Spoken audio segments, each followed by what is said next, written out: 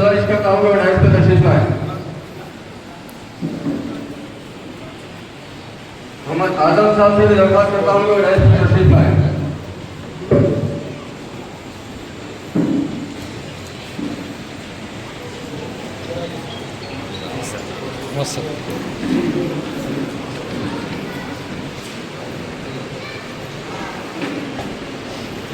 और अशरफ अली आबिद साहब से दरख्वास्त करता हूँ कि डायस पर तशरीफ रखें।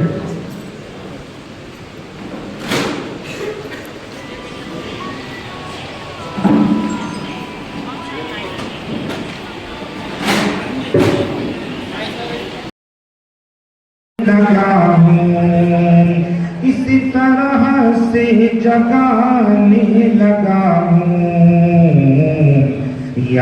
ఎస్ఐఆర్ సంబంధించి ఇంగ్లీష్ తెలుగు ఉర్దూకు సంబంధించినటువంటి డౌట్స్ క్లియర్ చేయడం కోసం election commission of India chief అదేవిధంగా చీఫ్ ఎలక్టోరల్ ఆఫీసర్ తెలంగాణ వారిచే మనకు ఇవ్వబడినటువంటి పవర్ పాయింట్ ప్రజెంటేషన్ కూడా మన దగ్గర ముందు ఇక్కడ మనం ప్రదర్శన చేసుకుందాం. స్టెప్ బై స్టెప్ వారు చూపించిన తర్వాత మాస్టర్ ట్రైనర్ సోమయ్య గారు ఆర్డీఆర్స్లో ఉన్నటువంటి మా ఎలక్షన్ డ్యూటీ మా సీనియర్ అసిస్టెంట్ కూడా మీకు అందుబాటులో ఉంటారు.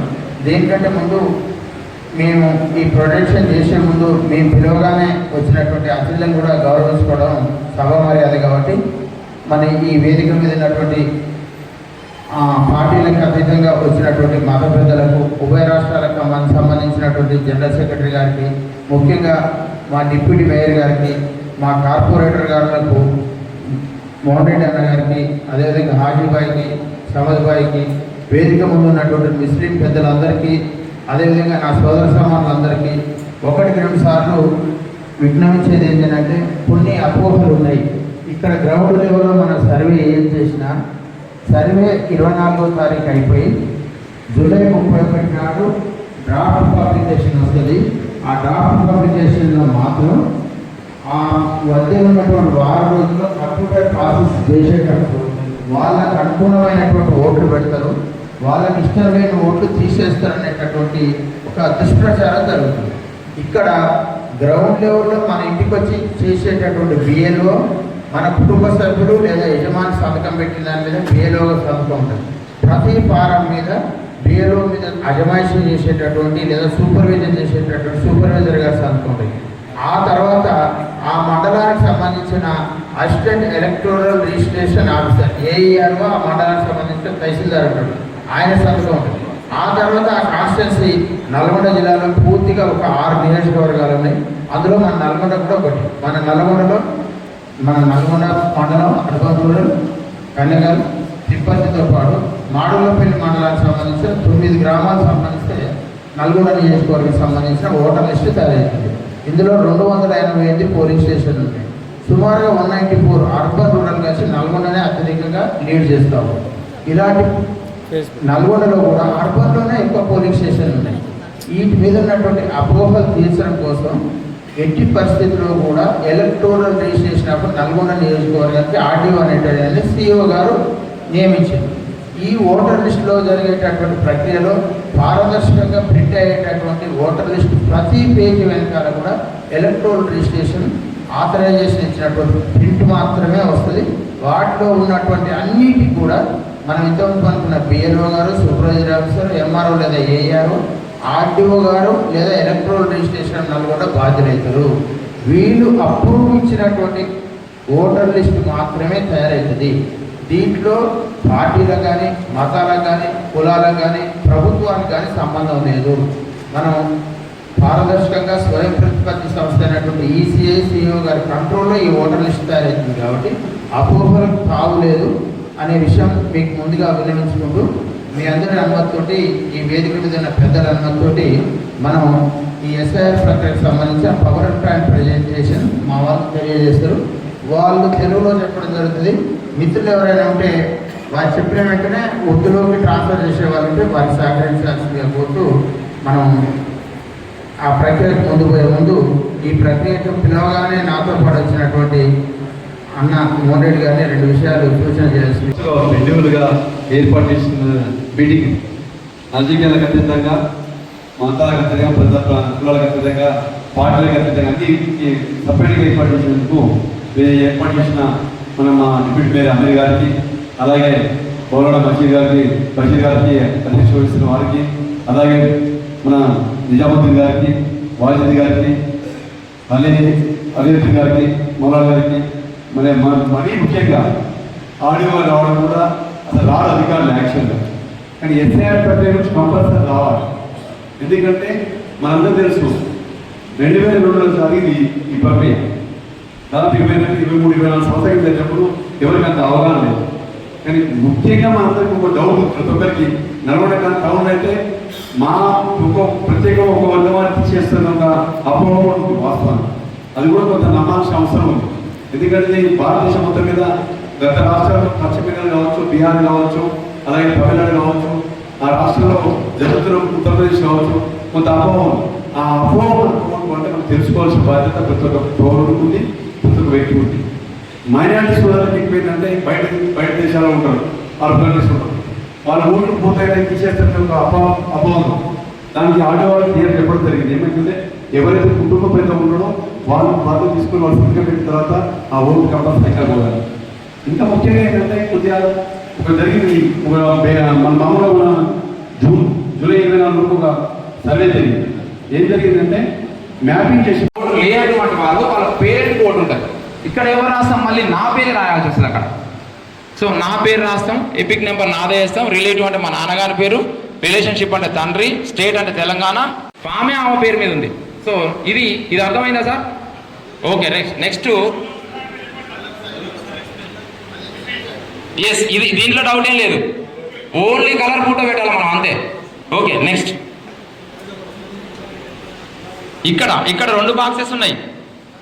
లాస్ట్ ఆ లెఫ్ట్ సైడ్ ఉన్న బాక్స్లో లాస్ట్ ఎస్ఐఆర్లో ఎవరికైతే ఓటు ఉంటుందో, లాస్ట్ ఎస్ఐఆర్లో 2002లో ఎవరికైతే ఓటు ఉంటుందో వాళ్ళ వివరాలు అక్కడ ఏమున్నాయో అవే రాస్తాం. అక్కడ ఆ ఓటర్ లిస్ట్లో ఆ ఎలక్ట్రానల్ రోల్లో ఏమున్నాయో ఆ వివరాలే రాస్తాం. అక్కడ పెద్దగా ఏం లేవు, పేరు ఒకటి ఉంది, ఎపిక్ నెంబర్ దొరికితేనే, ఇఫ్ అవైలబుల్ అంటుందంటే దొరికితే రాస్తాం, లేకపోతే లేదు.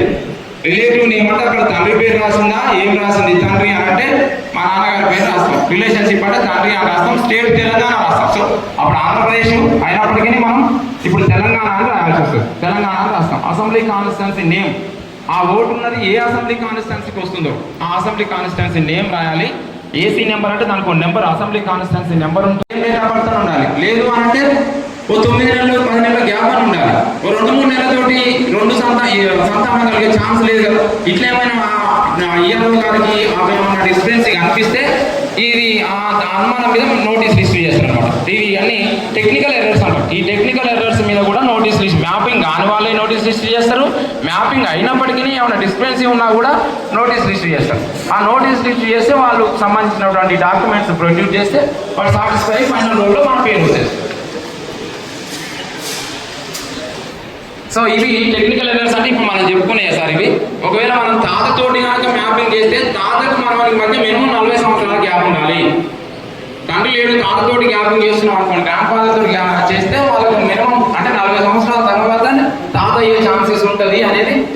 ఓటు పోవడం గురించి కాదు, అనుమానం వ్యక్తం చేస్తారు, ఒక నోటీస్ ఇష్యూ చేస్తారు, మనకు కావాల్సినటువంటి డాక్యుమెంట్స్ ఇస్తే ఫైనల్ రోడ్లో వచ్చేస్తుంది. నెక్స్ట్ డాక్యుమెంట్స్ వచ్చాక నెక్స్ట్ పని ఎస్, ఇది సార్. ఎవరు మరి వాళ్ళు ఏం చేయాలి, నోటీసులు వచ్చిన వాళ్ళు ఏం చేయాలి అని అంటే ఈ విధంగా మనకు డాక్యుమెంట్స్ ప్రొడ్యూస్ చేయాలి. వాళ్ళ డేట్ ఆఫ్ బర్త్ ఆధారంగా డాక్యుమెంట్స్ ప్రొడ్యూస్ చేయాలి. ఇక్కడ ఏముంటుందంటే before 1/7/1981 to provide document for self from the listed 12 documents. సొంతంగా ఇప్పుడు 1/7/1987 కంటే ముందు పుట్టిన వారు, వాళ్ళ కనుక మ్యాపింగ్ కాకుండా కూడా లాజికల్ ఎర్రర్స్ ఉన్నా వాళ్ళకి నోటీస్ వస్తే వాళ్ళ సొంతంగా ఒక 12 రకాల డాక్యుమెంట్స్ ఉన్నాయి, అవి నాకు నెక్స్ట్ పేజ్లో వస్తాయి. ఆ 12 రకాల డాక్యుమెంట్స్ లో వాళ్ళ సొంత, ఇప్పుడు నాకు నోటీస్ వచ్చింది, నా ఒక మెట్రికులేషన్ సర్టిఫికేట్ నేను సార్కియొచ్చు, సరిపోతుంది. లేదు నా ఐడి కార్డు ఏదైనా ఒకటి సార్కియొచ్చు. ఇది ఎప్పుడు ఎవరు ఒక్క డాక్యుమెంట్స్ ఒక్కటే ప్రొవైడ్ చేయాల్సిన వాళ్ళు ఎవరు అంటే ఒకటి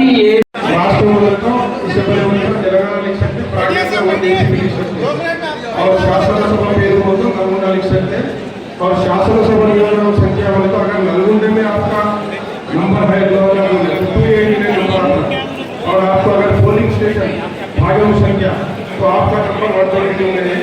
73 महीने 70 महीने वो डाला और आपका सीरियल नंबर डाला। ये आपका हो गया। उसके बाद नीचे के हिस्से में आपका डेट ऑफ बर्थ लिखिए और उसके बाद अपना आधार नंबर लिखिए और उसके बाद फोन नंबर डालिए और उसके बाद अपने बाप का नाम लिखिए, अगर उनका एपिक आई डी है लेटेस्ट 2005 का वो लिखिए, माँ का नाम है तो लिखिए, उसके बाद उसके नीचे माँ का एपिक नंबर। ఓటర్ లిస్ట్ ఎట్లుంటే అట్లేద్దాం. ఆడ ఒకటే ఒక కరెక్షన్. అప్పుడు మనం ఆంధ్రప్రదేశ్ రాష్ట్రంలో ఉన్నాం, కానీ ఆ ఒక్క చోట తెలంగాణ రాద్దాం, మిగతాది ఓటర్ లిస్ట్ ఎట్లుంటే అట్లే రాస్తాం. ఇప్పుడు మనకు వచ్చేది ఏదంటే, మనకు ఈ ఎన్యుమరేషన్ ఫామ్ లో పైన వివరాలు ఉన్నాయి. ఆ వివరాలతో పాటుగా లేటెస్ట్ కలర్ ఫోటో ఒకటి ఇవ్వాలి. దాంతో పాటుగా కింద ఉన్నటువంటి వివరాలు మాత్రం కరెక్ట్ ఉన్న వివరాలు మాత్రం ఇవ్వాలి. మరి ఈ రెండు అడగక 2002 వివరాలు 87 కంటే ముందు పుట్టిన వాళ్ళే, 87 నుంచి 2004 మధ్యలో పుట్టిన వాళ్ళే, 2004 తర్వాత పుట్టిన వాళ్ళే ఎందుకు అడిగింది అనేది ఒక డౌట్ వస్తుంది. ఈ యక్ష ప్రశ్న చేసి ఓట్లు తీసేసింది అనేది మన మనసు ఉంటుంది. కానీ మనం ఓటర్గా 2002లో ఉండి ఇప్పుడు కనుక వివరాలు రాస్తే మనకు మ్యాపింగ్ అయ్యి కనుక ఉంటే మనకు నోటీసు రాదు. 2002లో మనం ఓటరు కాదు, ఎందుకంటే అప్పుడు మనకు 18 ఏళ్ళ చిన్నపిల్లలు. కానీ తర్వాత 87 తర్వాత కనుక పుట్టుంటే మన వివరాలే రాస్తాం. అంతకంటే తర్వాత పుట్టినప్పుడు మన అమ్మది లేదా మన నాన్నగారి రాస్తాం.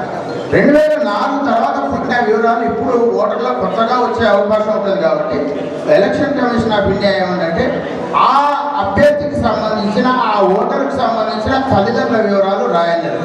ఒకరు ఆర్ఫన్ హోమ్స్ ఉంటాయి, అనాథ పిల్లలు ఉంటారు, వాళ్ళకి సంబంధించి అమ్మ నాన్న తాత ఎవరు లేరు, అంత మాత్రాన వాళ్ళ ఓటు చేశారు. భారతదేశంలో అందరికీ కుల మత విచక్షణ లేకుండా అందరికీ ఒకటే ఒకటి ఉంది. అదేంటి? భారతీయ పౌరుడై 18 సంవత్సరాలు నిన్న ఏ వ్యక్తి అయినా ఓటర్ లిస్టులో ఉండాలి. రెండవ అంశం, ఇప్పుడు మనకి ఇంతవరకు మాస్టర్ ట్రైనర్ సోమయ్య సార్ చెప్పేటప్పుడు 31 జూలై 2026 నాడు డ్రాఫ్ట్ పబ్లికేషన్ ప్రకటిస్తారు. ఈ డ్రాఫ్ట్ పబ్లికేషన్ ప్రకటించే ఓటర్లలో ఎవరి పేర్లు ఉంటాయి అని అంటే, మన ఇంటింటి నుండి బూత్ లెవెల్ ఆఫీసర్ మన కుటుంబ సభ్యులకు సంబంధించిన ఎన్యుమరేషన్ ఫామ్స్ 2 ఇచ్చింది. ఒకటి మనం అనుకుంటాం, రెండోది మన సంతకం పెట్టి నింపించింది బూత్ లెవెల్ ఆఫీసర్కి ఇస్తాం. ఈ ఫారాలు ఇచ్చిన వాళ్ళే ఉంటాయి. నింపే వర్గానికి సంబంధించి 75% ఓట్లు మాత్రమే మ్యాప్ అయ్యాయి. అంటే నలుగురిలో ఒకరు ఓటు లేదు. నల్గొండ అర్బన్ పోస్ట్ వరకే 63% అయింది. ఇంకా 37 మంది చేయించుకోలేదు.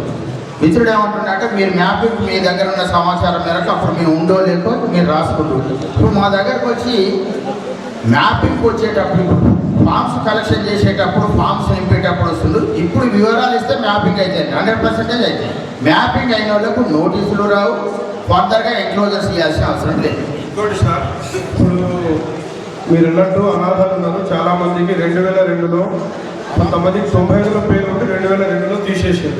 కొంతమంది తల్లిదండ్రులు చనిపోయారు. అలాంటప్పుడు 12 వాళ్ళ ఓట్లు 12 డాక్యుమెంట్ ఇవ్వమంటారు. చాలా వరకు మన దేశంలో 70% జనాభా వ్యవసాయం మీద ఆధారపడి ఉన్నారు. వాళ్ళ కాడ ఎస్ఎస్సి సర్టిఫికేట్లు కానీ బర్త్ సర్టిఫికేట్లు కానీ ఎలాంటి ప్రూఫ్స్ ఉండవు. మీరు అన్నట్టు పెన్షన్ అంటే ఉద్యోగస్తులకు తప్ప వేరే వాళ్ళకు ఉండదు. ఆధార్ ఇచ్చిగా అంటారు, అది పనికొస్తలేదు. అటువంటిప్పుడు ఎక్కడి నుంచి బర్త్ సర్టిఫికేట్ ఇవ్వరు. అలాంటప్పుడు మేమేం చెప్తున్నాం అంటే, ముస్లిం సమాజానికి నికా అనేది ఉండదు. ఒకటి నికానామా, అది వక్ఫ్ బోర్డు ద్వారా ఆంధ్రప్రదేశ్ అప్పుడు ఉంటే వక్ఫ్ బోర్డు ద్వారా వస్తుంది. కాబట్టి దాన్ని కూడా కన్సిడర్ చేస్తే ఎంతో మందికి ఉపయోగం అవుతుంది మా యొక్క రిక్వెస్ట్. మీ విలువైన చూసారు. మనం ఏం చేస్తాం, గౌరవ కలెక్టర్ గారి ద్వారా సిఇఓ ఆఫీస్కి పంపుతాం. ఇట్లా మేము అవేర్నెస్ ప్రోగ్రామ్ పెట్టినప్పుడు ముస్లిం సోదరులు వాళ్ళ సాంప్రదాయమైన వివాహ పద్ధతికి సంబంధించిన ఒక ఐడిని మీరు ధృవీకరణకు చేయాల్సి చెప్పారు. నేను అది మన ఈరోజు ఈ సభా సమావేశాన్ని నిర్వహించినటువంటి लेकिन ख़ास तौर पर महल्ले बरकतपुरा में एक ऑफिस खोला गया, जिसमें आप हजरात 10 बजे से लेकर 5 बजे तक। दूसरा वहाँ बुट्टूगुड़े में जनाब हाजी साहब, वो वहाँ के जिम्मेदार हैं, वहाँ भी एक ऑफिस है, वहाँ भी रब्ता कर सकते हैं। हैदर खान गुड़े में हाँ इरफान साहब, हैदर खान गुड़े में इम्तियाज साहब, ये 4-5 ऑफिसे हैं। इन हजरात पर अपना रब्ता कीजिए। अब यहाँ चूँकि ज़्यादा वक्त जो है साहब को मुश्किल होगी, आपके जो डोट है इंशाल्लाह वो पहुँच कर बात कर ఇంగ్లీష్ లైనా నీకు ఫామ్ను మనం టైప్ వివరాల సేకరణ కోసమే తప్ప దాన్ని యాక్సిస్గా అప్లోడ్ చేయం. మేము టైప్ చేసి యాప్లో టైప్ చేసేటప్పుడు కరెక్ట్గా చేసుకుంటాం తప్ప మీరు ఏ భాషలోనైనా నింపొచ్చు. నమస్కారం. ముఖ్యంగా ఈనాటి ఎస్ఐఆర్కి సంబంధించి జమాయత్ ఉలెమా ఈ హింద్ ఏపీ వారు ఈ నల్గొండలో ఎంఎన్ఆర్ గార్డెన్స్ ఈ ఎస్విఆర్ గార్డెన్స్లో పార్టీలకు అతీతంగా ముస్లిం సోదరులకు ఉన్నటువంటి డౌట్ క్లియరెన్స్ కోసం సమావేశాన్ని నిర్వహిస్తాం మాకు తెలియజేయడం జరిగింది. వారి యొక్క ఆహ్వానం మేరకు మత పెద్దల నాయకత్వంలో అఖిలపక్ష నాయకులు కూడా ఇక్కడికి హాజరైనారు. ఎస్ఐఆర్ ప్రక్రియకు సంబంధించిన షెడ్యూలు, ఎస్ఐఆర్ ప్రక్రియలో మనం ఇచ్చేటటువంటి ఇన్యూమరేషన్ ఫామ్స్ ఏ విధంగా నింపాలనేది పవర్ పాయింట్ ప్రజెంటేషన్ ద్వారా కలెక్టర్ గారు నియమించినటువంటి మాస్టర్ ట్రైనర్ సోమయ్య సారు క్లియర్గా వారికి వివరించడం జరిగింది. ఇటు విషయాల్లో వారికి ఉన్నటువంటి డౌట్స్కు సంబంధించి జూలై 24 వరకు కూడా కలెక్టర్ గారి కార్యాలయంలో, ఆర్డీఓ కార్యాలయంలో, సంబంధిత తహసీల్దార్ కార్యాలయంలో హెల్ప్ డెస్క్ ఏర్పాటు చేయడం కూడా జరిగింది. వారు ఫామ్ నింపేటప్పుడు హెల్ప్ డెస్క్ దగ్గర క్లియర్ చేసుకోవచ్చు. అదేవిధంగా ఫామ్ నింపేటప్పుడు వారి కుటుంబ సభ్యులకు కానీ ఇంటికి ఎన్యూమరేటర్ లేదా బిఎల్ఓ వచ్చినప్పుడు డౌట్స్ ఉంటే అక్కడ కూడా ఆ బిఎల్ఓ లేదా ఆయనకు సపోర్టింగ్ స్టాఫ్ కూడా ప్రతి డౌట్ను కూడా ఫామ్ నింపకముందే క్లియర్గా చేస్తాం. పొరపాటున ఎవరైనా ఫామ్ నింపేటప్పుడు కనుక తప్పు జరిగితే దాన్ని రౌండ్ పెట్టి క్లియర్ చేసి ఇవ్వచ్చు తప్ప అదే తప్పు పోయింది అనేటటువంటి పరిశీలన కావాల్సిన అవసరం లేదు. కలెక్టర్ గారు స్పష్టంగా ఎలక్షన్ కమిషన్ నిబంధనల మేరకు ఆదేశించిండు. గ్రౌండ్ లెవెల్లో కూడా ముఖ్యంగా నల్గొండ పట్టణంలో ఉన్నటువంటి ఓటర్లకు సంబంధించి బిఎల్ఓలకు సపోర్టింగ్ స్టాఫ్ కోసం వివిధ పార్టీలకు సంబంధించిన బిఎల్ఏలతో పాటు మున్సిపల్ సిబ్బందిని, రెవెన్యూ సిబ్బందిని కూడా ఊర్లలోకి పొమ్మన్నాడు. పట్టణాల్లో, వార్డులలో తిరగమన్నాడు. వారికి సంబంధించిన హెల్ప్ డెస్క్ ఏ ఫోన్ కాల్ వచ్చినా రెస్పాండ్ కమ్మండు. జూలై 24 వరకు మేము డౌట్ క్లియరెన్స్ కోసం హెల్ప్ డెస్క్లు ఏర్పాటు చేసినాం. ఇంటింటికి పోయే బిఎల్ఏలకు, రాజకీయ పక్ష నాయకుల బిఎల్ఏలతో పాటుగా కలెక్టర్ గారి ఆదేశాల మేరకు మున్సిపల్ మరియు రెవెన్యూ సిబ్బంది ఆ ఓటర్లకు సంబంధించిన కుటుంబ సభ్యులకు ఆ ఎన్యూమరేషన్ ఫామ్ నింపడానికి సహాయం చేస్తాం, సహకరిస్తాం. ఈ ప్రక్రియ అంతా కూడా ఎలక్షన్ కమిషన్ ఆఫ్ ఇండియా నిబంధనల మేరకే జరుగుతుంది తప్ప ఈ బిఎల్ఓల మీద కానీ, సూపర్వైజరీ ఆఫీసర్ల మీద కానీ, తహసీల్దార్ లేదా ఆర్డీఓ మీద కానీ ఎలాంటి రాజకీయ పక్ష నాయకుల ఒత్తిళ్లు ఉండవు. అదేవిధంగా కొన్ని అపోహలు ఉన్నాయి. ఫామ్ నింపిన తర్వాత కూడా ప్రాసెసింగ్లో కొన్ని పేర్లు పోతాయి అనేది ఉంది. ఎట్టి పరిస్థితుల్లో కూడా ప్రాసెసింగ్లో పోవు. నింపిన ప్రతి ఫామ్కి సంబంధించి డ్రాఫ్ట్ పబ్లికేషన్లో మేము జూలై 31వ తారీఖు పబ్లికేషన్ చేస్తాం. పబ్లికేషన్ చేసింది కూడా ప్రామినెంట్ ప్లేసెస్లో పెడతాం. జిల్లా కలెక్టర్ కార్యాలయంలో, ఆర్డీఓలో, తహసీల్దార్ కార్యాలయంలో, వార్డు ఆఫీసులలో పెడతాం. సుమారుగా 2 నెలల పాటు ఎవరైనా అర్హుడు అయిన ఓటర్ కనుక పేరు తప్పిపోతే వారు అప్లై చేసుకునే అవకాశం కల్పిస్తాం, నోటీసులు ఇస్తాం, విచారణ చేస్తాం. అర్హుడైన ఓటరు ఫైనల్ పబ్లికేషన్ 1/10/2024 పబ్లిష్ అయ్యేటటువంటి ఫైనల్ పబ్లికేషన్లో అర్హుడైన ఏ ఓటర్ యొక్క పేరు కూడా బయట లేకుండా ఓటర్ లిస్టులో ఉండే విధంగా చర్యలు తీసుకుంటాం. అదేవిధంగా అనర్హుడైనటువంటి ఓటర్ పేరు ఓటర్ లిస్టులో లేకుండా మేము తయారు చేస్తాం. దీనికి సహకరించాలని నల్గొండ పట్టణానికి సంబంధించినటువంటి అన్ని పార్టీల రాజకీయ పక్ష నాయకులకు, మత నాయకులకు మేము మీ ద్వారా మరొకసారి విజ్ఞప్తి చేస్తూ ఉన్నాం. 50% लोग फॉर्म तो लिए हैं लेकिन फिलअप नहीं कर पा रहे, उसमें शुकुक शुबात है. इसके लिए तय करें कि जनाब आरडीओ साहब से और ज़िम्मेदारों से मुलाकात करके वक्त लेंगे. चुनाचे दूसरे दिन हम लोग जाके आरडीओ साहब से मिले. अल्हम्दुलिल्लाह उनकी पूरी टीम हमारे पास आने को तैयार हुई और आज जुमेरात के दिन बेहतरीन वक्त दिए हमको और बहुत तफसीली खिताब भी किया और फॉर्म फिलअप करने का पूरा जितना डाउट थे हमारे उसकी भी वजाहत की है. मैं इस मौके पर जनाब आरडीओ साहब और उनकी तमाम टीम का शुक्रिया अदा करता हूँ और फिर जितने अहबाब यहाँ तशरीफ़ लाए उन तमाम का भी शुक्रिया अदा करता हूँ.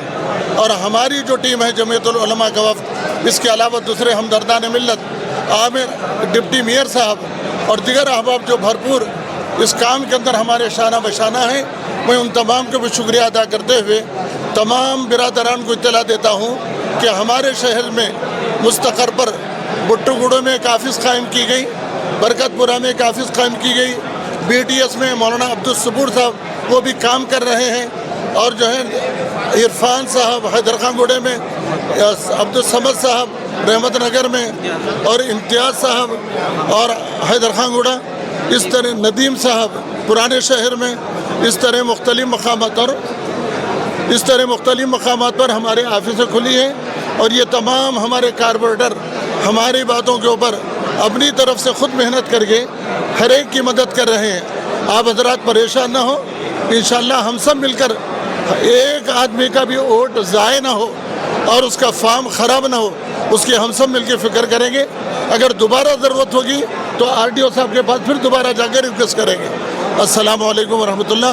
इस मौके पर मैं मीडिया जमात उलमा ये ऐसी मीटिंग कंडक्ट करी है, अवेयरनेस प्रोग्राम नहीं है लोगों ने। ये जमीयतुल उलमा हिंद शाख का इस तरह का प्रोग्राम पहली दफ़ा तेलंगाना और आंध्रा के अजला में इस वक्त में जो इस अंदाज से प्रोग्राम किया गया वो शायद पहली दफ़ा है। हज़रत मुफ्ती साहब इस सिलसिले में चंद कलिमात फरमाएं। ज़रा इधर ले लो।